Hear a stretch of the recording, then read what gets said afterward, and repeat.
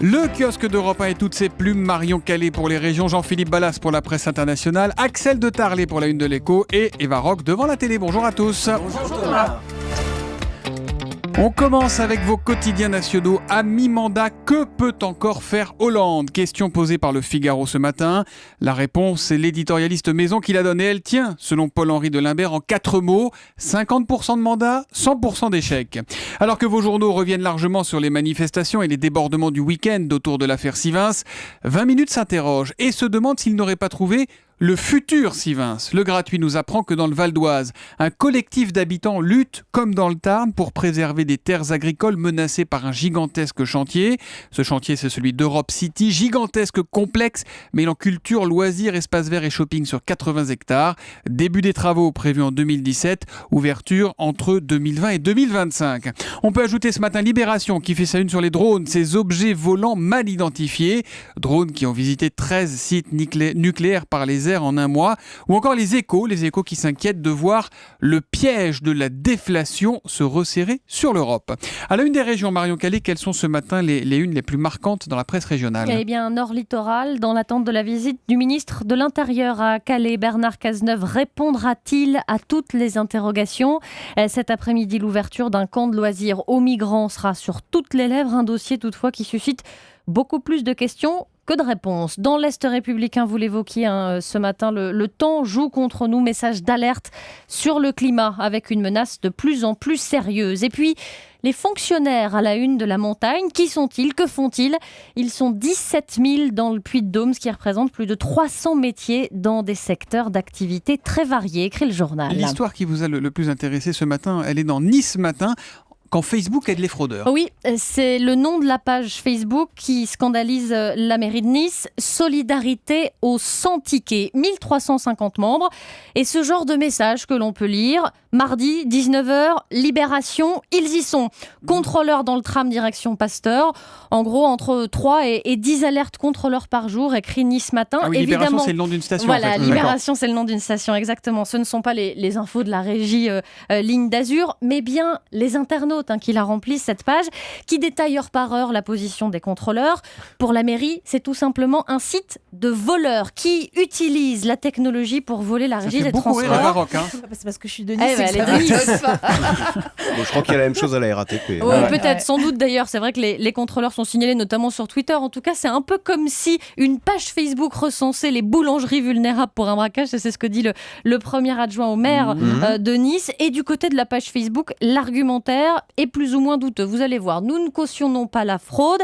Nous souhaitons permettre à chacun de choisir entre une dépense de 1,50 € ou une dépense de 32 à 86 €. Ouais. En tout cas, les chiffres sont là selon Nice Matin. La lutte contre la fraude progresse à Nice. Plus de 42 000 PV dressés cette année contre près de 38 000 en 2012. La presse internationale avec Jean-Philippe Ballas ce matin, le Burkina Faso, et une vision, on va dire, parfois étonnante, une lecture étonnante des événements de ces dernières heures, Jean-Philippe. Oui, avec notamment ce communiqué mis en ligne sur le site de l'aéroport de Ouagadougou qui ne manque pas d'un certain humour vaguement désabusé. C'est le site du Monde qui a repéré ce texte.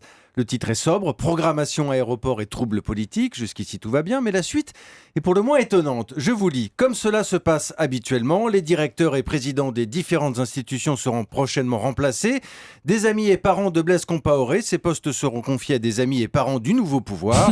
Ce sera le cas pour la direction de l'aéroport. Un peu plus loin, on peut lire, des élections auront peut-être lieu dans les prochains mois si le pouvoir, entre guillemets, de transition ne goûte pas trop aux joies du pouvoir. C'est ce qui est écrit sur le site de l'aéroport. Absolument. C'est le texte officiel, ça. C'est le texte officiel. Alors, je peux vous parler également de cet édito sur le site d'information du Burkina, le Faso.net, qui s'interroge sur les suites de ce soulèvement et sur le rôle de l'armée. Il y a quelque chose qui cloche et il faut le dire maintenant, pas après. Aider au maintien de l'ordre, oui, mais jouer les grands rôles, il y a des risques que plus ça change, plus c'est la même chose. Le peuple aurait tort de signer un chèque en blanc à notre armée.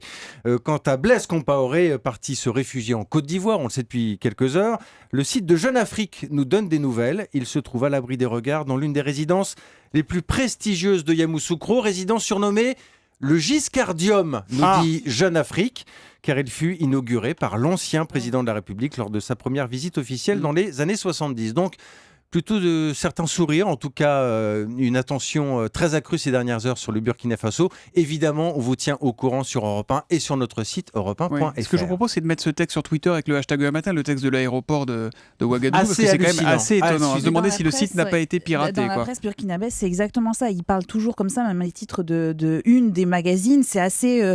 Ils interpellent en fait les politiques sur ce même thème-là, sur ce même ton. Ton assez ironique, donc classique visiblement, si l'on en croit Eva Rock, spécialiste aussi du Burkina. Ah, mais j'adore ce pays. À la une de la presse économique, Axel de Tarlé, l'euro tombe sous les 1,25 $. C'est une première depuis 2012 et c'est à dire dans 20 minutes. Exactement, ce matin. parce qu'il y a 6 mois, l'euro était à 1,40 $. Maintenant, on tombe à 1,25 $. Et donc pourquoi ça fait 10% de baisse. Pourquoi c'est, en fait, vous savez, l'Amérique repart, 3,5% de croissance, et donc la monnaie reflète le dynamisme d'un pays. Le dynamisme est aux États-Unis, donc le dollar monte et donc l'euro baisse. Alors, 10% de baisse en 6 mois, ça a des conséquences, parce que Lesquelles ? quand votre monnaie est 10% moins chère, ce que vous vendez est 10% moins cher. Donc on vend mieux. Donc exactement, c'est une excellente nouvelle pour toutes les entreprises exportatrices. On estime que ça va faire gagner à la France, cette baisse, 0,3 points de croissance. Vous voyez, c'est pas rien du pas tout, mal, 0,4. mal. Voilà.